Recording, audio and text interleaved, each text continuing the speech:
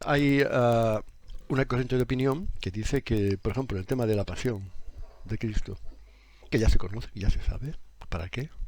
No hay ningún misterio, no hay ningún enigma, todo se sabe, todo está uh, a la luz. Entonces, ¿para qué?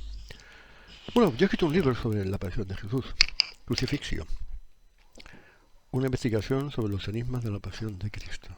Que no hay enigmas,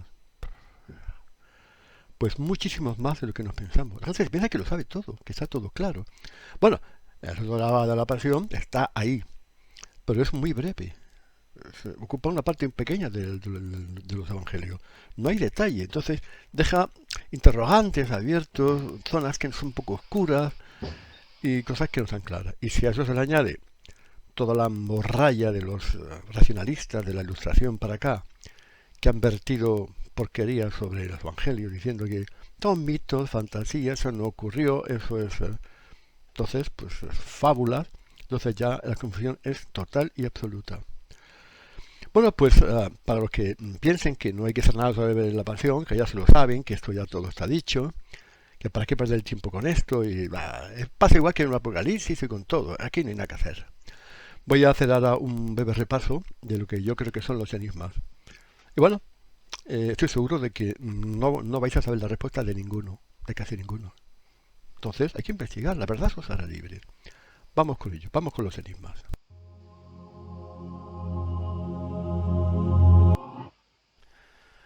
Vamos con el enigma número 1, la oración de Jesús en el huerto de Getsemaní. Padre, si es posible, pase de mí este cáliz. ¿Por qué sudó sangre Jesús en el huerto de los olivos? El fenómeno que se conoce con el nombre de hematidrosis. Dicen que es porque tenía miedo. Hombre, miedo tenía. Pero los apóstoles y tantos mártires a lo largo de la historia han tenido miedo y más, y ninguno ha sudado sudor de sangre. Entonces, ¿qué pasa? El discípulo es más que el maestro. Algo tuvo que pasar para que Jesús sintiera esa tremenda agonía. Y vuelvo a decir, no es por miedo, ¿vale? Entonces, ¿por qué? Después está el misterio de Judas Iscariote. Misterio porque, vamos a ver, suele decir que el Sanedrín necesitaba a Judas para que le soplara, para que le chivara el lugar donde iba a estar Jesús, esa noche del jueves, después de la cena. Entonces, es absurdo. Esta interpretación es absurda, porque todo el mundo sabía dónde estaba Jesús. Jesús era un personaje muy vigilado, muy espiado, muy controlado, y bastaba componer unos espías entre la gente que le seguía para saber qué hacía, qué decía, dónde entraba, dónde salía, a dónde iba y de dónde venía. Todo el mundo sabía que se quedaba en casa de Simón el leproso, en casa de Lázaro, Marta y María en Betania. Y también se quedaba en el Monte de los Olivos acampado cuando había Pascua porque había muchísima gente. Entonces el Sanedrín no necesitaba para nada a Judas, para nada. Entonces, ¿por qué necesitaron tu concurso? Otro misterio es el de desentrañar por qué Judas entregó a Jesús. Dicen que fue por 30 monedas de plata. Eso es completamente falso, porque Judas llevaba 3 años desempeñando el cargo de tesorero del grupo y nunca había pasado nada, nunca se había quedado con nada, si fuera codicioso, su conducta era intachable en ese sentido. 30 monedas de plata era el precio de un esclavo. Entonces, ¿y por qué entonces Judas entregó a Jesús? No fue por dinero. ¿Y por qué nada más consumar su traición, por decirlo así? Fue al templo, se arrepintió, tiró las monedas y se acabó ahorcando. ¿Por qué? Eso tampoco tiene ninguna explicación. Le da el beso en el huerto, Judas espera que pase algo, no ocurre nada, y a continuación ya se ha arrepentido de haber entregado a su maestro. Otro misterio. Y hay más misterios si nos ponemos a buscar. Porque Judas besó a Jesús en la cara. Lo normal era que el discípulo besara al maestro en la mano. ¿Por qué tuvo que besar para reconocerlo? Si Jesús era un personaje muy conocido. El siguiente enigma es tratar de averiguar si realmente hubo juicio a Jesús esa noche. De noche no se podían celebrar juicios y había que tener un quórum. Esa noche había 22 sanedritas y eso daba ilegalidad a un juicio si lo hubiera habido. Y luego el gran misterio de buscar el motivo para su condenación. Empiezan diciendo del templo, no sé qué, vienen testigos, se contradicen, dicen una cosa, dicen otra, no se llega a ningún tipo de acuerdo. Ya al final de la noche, casi al amanecer, Caifás le hace a Jesús la pregunta del juramento: ¿eres tú el Mesías, el Hijo de Dios vivo? Y entonces, ante la respuesta afirmativa de Jesús, Caifás se rasga las vestiduras y dice: reo es de muerte, blasfemia. Pero ese motivo de condenación tenía un problema: no servía ante Pilato. Roma no se inmiscuía en disputas religiosas entre los judíos. Los judíos tenían el delito de la blasfemia y según sus leyes podían matar, ejecutar la sentencia por blasfemia. Entonces, ¿por qué están toda la noche dando vueltas y al final eligen un motivo que no sirve ante Pilato? Tiempo perdido, ¿verdad? Desde luego el Sanedrín tenía capacidad para condenar, por supuesto, por blasfemia, también por adulterio incluso. Vale. Entonces, ¿por qué el Sanedrín está toda la noche dando vueltas y al final coge un motivo que no sirve para llevarlo ante Pilato? Y cuando van a Pilato no le dicen que es un blasfemo, le dicen: dice que es el rey de los judíos. ¿Por qué no empezaron por ahí? No hacía falta hacer todo ese paripé de idas y venidas, de testigos, de acusaciones. Tú dijiste que tú no dijiste. Entonces, ¿por qué? ¿Por qué están todas las noches dando vueltas en torno a eso? Sin embargo, el aspecto quizás más misterioso es el siguiente. ¿El Sanedrín tenía capacidad para ejecutar sentencias de muerte? Sí. Los judíos podían apedrear a, a los adúlteros, por ejemplo, la mujer adúltera que Jesús salvó de ser muerta. Y también a Esteban, un poquito más tarde de la muerte de Jesús, fue apedreado. Y Saulo participó en ese apedreamiento, bueno, estaba allí. Entonces, si el Sanedrín tenía capacidad para ejecutar sentencias de muerte y Jesús era un blasfemo, tenía que haber sido apedreado con arreglo a la ley mosaica. Sin embargo, no lo hizo así el Sanedrín. ¿Por qué lo tuvo que llevar a Pilato? ¿Por qué? Lo diré de otra forma. Si el Sanedrín podía haber ejecutado a Jesús sin ningún tipo de problema y sin ninguna oposición de Roma, ¿por qué decidieron llevarlo a Pilato con el riesgo de que Pilato le soltara? Está a punto de hacerlo. ¿Qué buscaba el Sanedrín con esa estrategia? ¿Qué es lo que deseaba? ¿Qué es lo que perseguía? Otro misterio.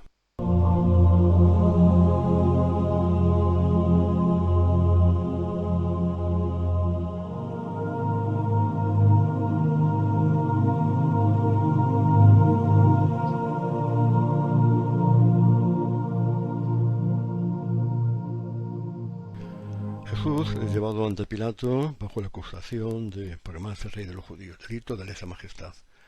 Otro misterio. ¿Pilato realmente quiso salvar a Jesús? Sí. ¿Pero por qué?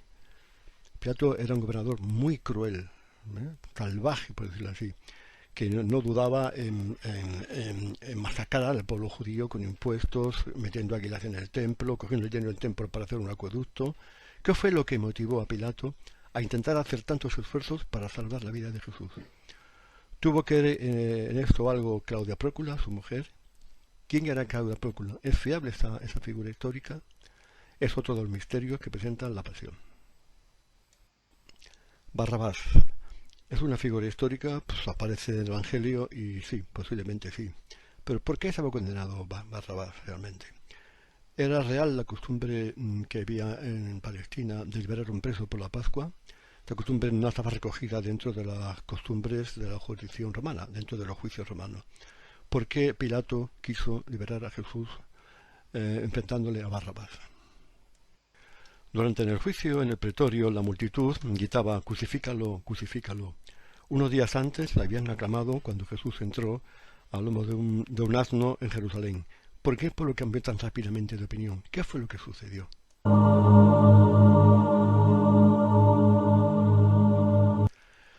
En la Pasión aparecen una serie de personajes cuya historicidad es dudosa. Aparecen en los apócrifos, pero no aparecen en los evangelios. Por ejemplo, Dimas y Gestas. Simón de Cirene sí es nombrado en el evangelio, pero ¿quién era realmente Simón de Cirene? ¿Se convirtió realmente y fue un apóstol? San Pablo cita en una de sus cartas. También el velo de la Verónica. ¿Tiene credibilidad? ¿Existió la Verónica? ¿Quién era realmente Verónica? Y por último está el personaje de Longinos, un romano, un centurión, que se convirtió y que se curó de una ceguera bajo la cruz. Por último tenemos el que quizás sea el mayor enigma, el mayor misterio. Desde luego no lo es el motivo por el que Jesús dio su vida en la cruz, para la redención de la humanidad, para aplacar la ira divina, para remediar las consecuencias del pecado original y abrir las nuevas puertas del cielo y tal. Pero el problema es el siguiente: ¿necesitaba realmente Jesús pasar por esas 16 horas de terror, de angustia, de tortura, de masacre y de sufrimiento? Con que Jesús hubiera fallecido, mejor, por un motivo más normal, aunque hubiera sido clavado en la cruz, pero sin tener tanto tortura, tanto tormento, tanta humillación, hubiera conseguido lo mismo: la redención, la salvación de la humanidad. ¿Por qué el Padre consintió en que los hechos siguieran así, se desarrollaran de esa manera? ¿Por qué Jesús tuvo que sufrir? La pasión significa sufrimiento. Entonces, también incluso si Jesús hubiera muerto de muerte normal, natural, incluso a una edad mayor, pues también habría abierto las puertas del cielo, porque había resucitado igualmente. Jesús tenía el poder para volverse él mismo a la vida. Entonces, ¿por qué todo el sufrimiento? ¿Qué se buscaba? ¿Qué mensaje? ¿Qué contenido? ¿Qué enseñanza tenía toda esta pasión de Jesús, esas horas de terror que tuvo que sufrir antes de ir al Calvario? Ese es el mayor misterio sin duda y que intentamos desentrañar al final del libro. Bueno amigos, como veis, hay bastantes enigmas, bastantes zonas oscuras, misterios que resolver. La pasión es conocida en sus líneas generales, pues sí, claro, pero como digo, hay unas cuestiones, unos interrogantes, que bueno, que yo pues me he esforzado por despejar, por desentrañar en mi obra, Crucifixio, una investigación sobre los enigmas de la pasión de Cristo. No pretendo haber llegado a la verdad sobre estas cuestiones, en absoluto. Doy mi opinión, doy mi versión, como el Apocalipsis, como en todas partes, y estoy en mi derecho de investigar y de buscar lo que para mí es la verdad y de compartirla con vosotros. ¿Que sabéis las respuestas a esto? Pues mejor, pues chapó, bueno, pues muy bien. Bueno, pues la segunda parte de Crucificio, naturalmente, es Resurrectio, un libro que es la continuación de este, en el que intento esclarecer los enigmas, los misterios que hay en torno a la resurrección de Jesús, sobre todo por parte de los ilustrados, de los iluminados estos racionalistas que no se creen nada, que creen que todo es una fábula. Os deseo paz, fuerza y gozo, que Dios os bendiga, os cuide, os guarde y os proteja. Un saludo para todos.